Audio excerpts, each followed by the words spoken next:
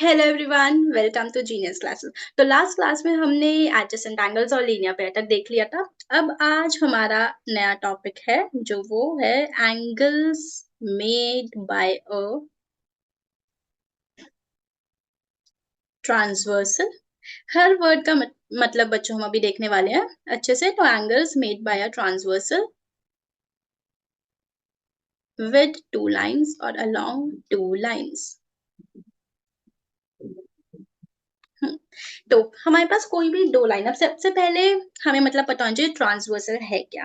तो ट्रांसवर्सल क्या है हमारी पेट। तो हमारे पास कोई भी दो लाइन, तीन लाइन, कितनी भी लाइन है हमारे पास स्ट्रेट।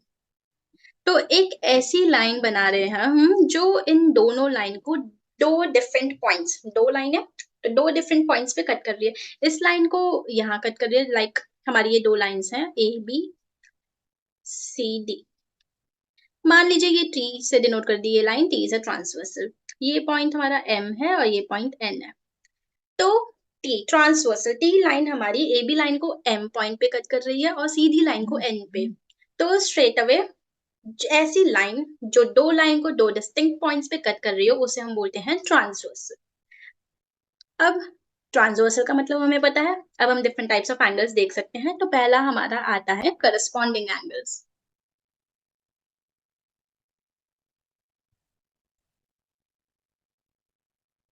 तो बच्चों हमारे करस्पॉन्डिंग एंगल्स कौन से हैं। आपके पास कोई भी दो पैरेलल लाइंस है, let them be A B and C D. अब सबसे पहली चीज पैरेलल लाइंस कौन सी होती है। तो पैरेलल लाइंस आपकी ऐसी दो लाइंस हैं जो आपकी किसी भी पॉइंट पे इंटरसेक्ट नहीं करती हैं। आप दोनों लाइंस को दोनों डायरेक्शन में कितना भी प्रोड्यूस कर लीजिए, कहीं भी वो एक दूसरे को कट नहीं करेंगी, इंटरसेक्ट नहीं करेंगी। तो ये दो हमारी पैरेलल लाइंस है, टी हम बना देते हैं ट्रांसवर्सल। तो करस्पॉन्डिंग हमारे एंगल्स कौन से हैं। Angles that are on the same side of the transversal, either they are above the both of lines or they are below both of the lines। देख लेते हैं कौन से। जैसे ये एंगल वन, ये एंगल टू, सेम साइड है transversal के, राइट साइड में आ रहे हैं और दोनों लाइन, दोनों पैरेलल लाइंस के ऊपर है। तो ये हमारे करस्पॉन्डिंग एंगल्स हैं। ऐसे ही नीचे वाले भी ले सकते हैं। ये ग्रीन वाला बना दिया एंगल थ्री और ये एंगल फोर। तो एंगल थ्री और एंगल फोर राइट साइड है ट्रांसवर्सल के, दोनों पैरेलल लाइंस के नीचे है। तो एंगल वन आपका एंगल टू के करस्पॉन्डिंग है और एंगल थ्री आपका एंगल फोर के करस्पॉन्डिंग है। सिमिलरली आप इस साइड भी देख सकते हैं, एंगल फाइव एंगल सिक्स के इक्वल आएगा आपका और एंगल सेवन लाइन के ऊपर वाला एंगल इक्वल टू करस्पॉन्डिंग है लाइन के ऊपर वाले एंगल ए। तो ये कुछ हमारे करस्पॉन्डिंग एंगल्स है। अब एक चीज और, जो भी करस्पॉन्डिंग एंगल्स हम बना रहे हैं तो वो हमेशा इक्वल होंगी। दो लाइंस पैरेलल है, उनके अगर आपको गिवन है हमेशा, like whenever you are given two lines are parallel, तो आपके उनमें करस्पॉन्डिंग एंगल्स इक्वल होंगे। लाइक एंगल वन यहाँ पे करस्पॉन्डिंग एंगल है एंगल टू के, तो angle one equal to angle two, आप ब्रैकेट में रीजन लिख सकते हैं स्ट्रेट अवे करस्पॉन्डिंग एंगल्स। तो कोई भी दो करस्पॉन्डिंग एंगल्स है आपके वो हमेशा इक्वल होंगे और सिर्फ तब जब आपकी लाइंस पैरेलल गिवन है। नेक्स्ट हमारा आता है यहीं पे alternate interior angles. Alternate interior angles. अब ऑल्टरनेट इंटीरियर एंगल्स हमारे कौन से हैं। हमारे पास कोई भी दो पैरेलल लाइंस है, again A B C D, दो parallel lines, T is a transversal.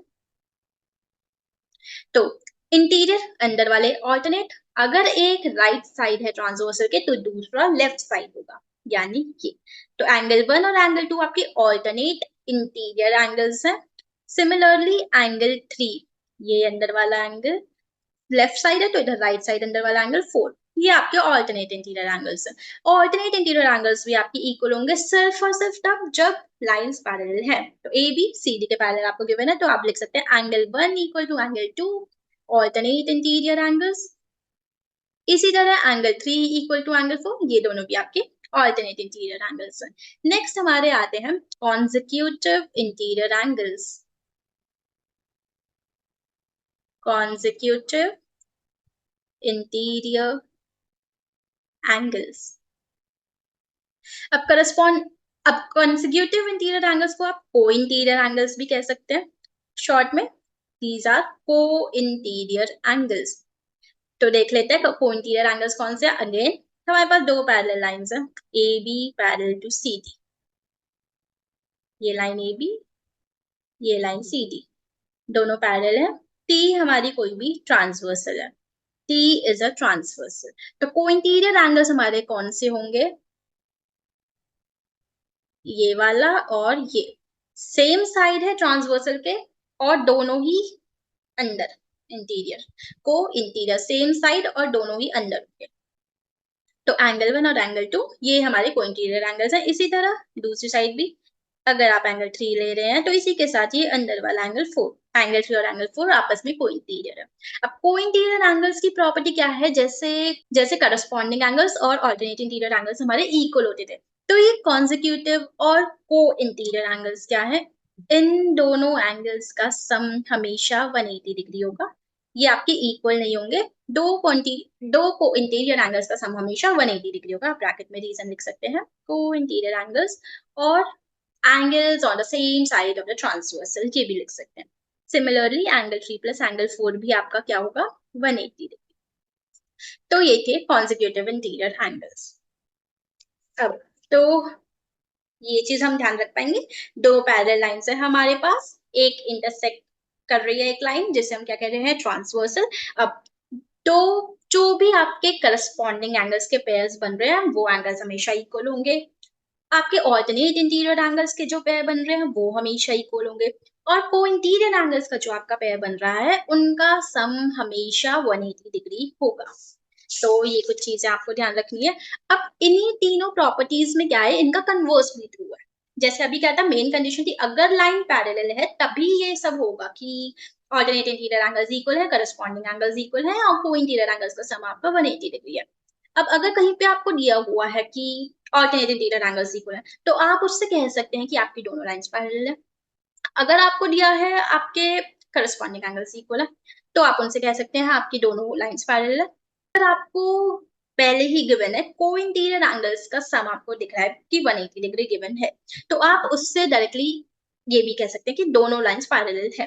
तो ये जो लॉज है ये सीधे भी ट्रू है और इनका कन्वर्स भी ट्रू है। लाइन पैरेलल है तो ये तीन कंडीशंस ट्रू है, लाइन पैरेलल नहीं है ये कंडीशन ट्रू है, तो आप स्ट्रेट अवे कह सकते हैं लाइंस आर पैरेलल।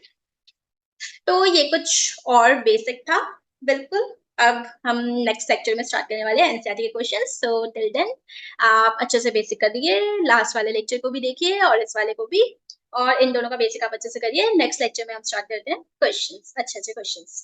तो मिलते हैं नेक्स्ट लेक्चर में। Till then bye bye, take care.